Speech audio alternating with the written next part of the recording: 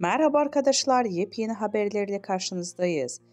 Birsen Altuntaş dava sürpriziyle gündem oldu. Elçin Sango'ya cevabı gecikmedi.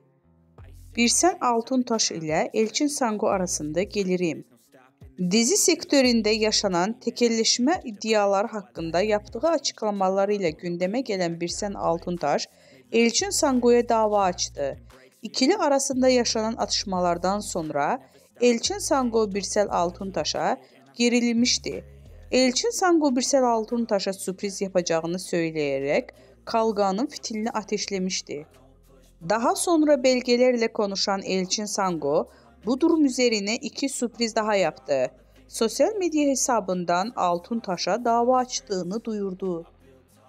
Birsen Altuntaş'tan cevap. Ünlü oyuncu Elçin Sango dün sana iki sürpriz daha var diyerek Altuntaş'a dava açtığını ilan etmişti.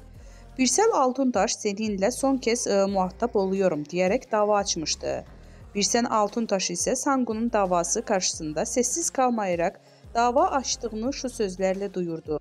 Bugüne kadar işlerini hep zorbalıklarla yürütmeye çalışan Elçin Sango, benim de sana küçük bir sürprizim var ifadelerini kullandı.